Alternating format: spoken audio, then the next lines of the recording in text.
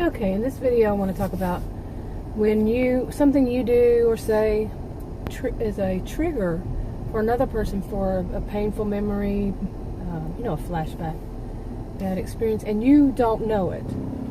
Okay, as a child, you may have experienced this when, you have a friend, you're a child, you're both children, and you do something like maybe you have a doll that's a clown, and that was something very common from what I understand, and the other child has a negative reaction to it, and you find it funny as a child, and then your friend starts crying, and you learn as a child that's not something you should do.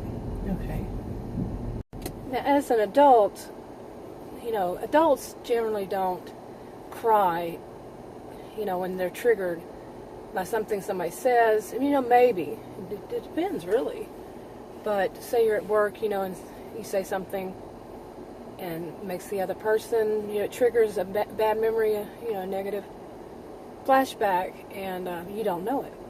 Now, do you think they're going to burst into tears? It really depends on what the situation was, right?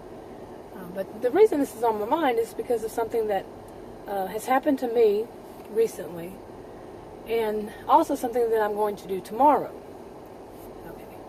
Okay, starting with tomorrow. Tomorrow I'm going to the dentist, and it's a new dentist for me. It's going to be my first visit, and there's a reason why it's a new dentist, and which doesn't really, it kind of a little bit triggers a bad memory. It's the last dentist I had, it was a bad situation, but it's not like a trigger for me. However, I know someone, I suspect it would be a trigger for her, who's a friend, if I mention it to her. Like, say if I called her on the phone and I was telling her about, this is how you can tell, basically.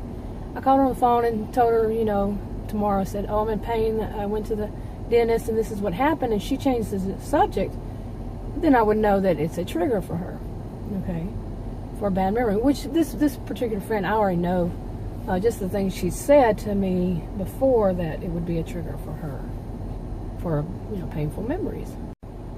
Okay, and sometimes they're not that easy, okay. For example, say, like lately, I'm going to the dentist now. Last week I had, 36-hour bug. Before that I had allergies. It's just like it's been a chain of events here, health conditions and everything. Unusual, seriously, since October. Now, I know I'm not the only one with the allergies because it's really bad here. If you can see the hood of my SUV, which is brown, the hood is actually green now. So, yeah. But what could happen in this, okay? Say I let somebody know, it's always good, especially when you get older, anytime really, to let somebody know when you're you have some kind of ailment, Isn't the word ailment? I haven't heard that word used in a long time. But anyway, it's good to let somebody know, in case something goes wrong with you and then you have to go to the hospital or you faint or something. And you go to the hospital, somebody knows what was going on before then.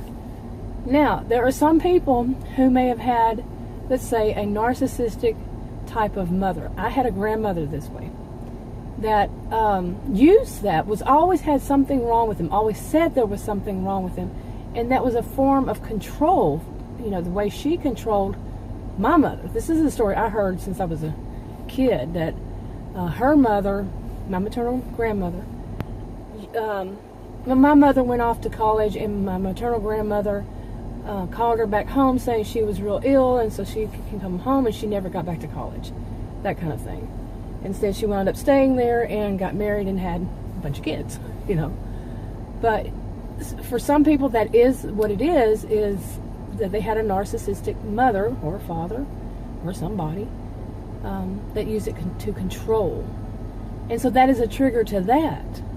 Like if you tell somebody, you're going through something like I am, and you're telling them this is, I'm feeling bad today, I'm feeling this, that, it can trigger them. Now in this, I'm wrapping it up, but I was not talking about situations where it leads to narcissistic abuse or any kind of abuse. Okay, that would be blaming the victim, to say you're triggering somebody, Because, we all know a lot of times abusers will say, it's your fault that I got angry. No, I'm not talking about that kind of situation. I'm talking about, like I said, a child would cry. It triggered a bad memory for them. Clown, something. That kind of thing. Anyway, I'm going to wrap this up because it's probably already getting long. And I'll talk to y'all on another video. Have a good day.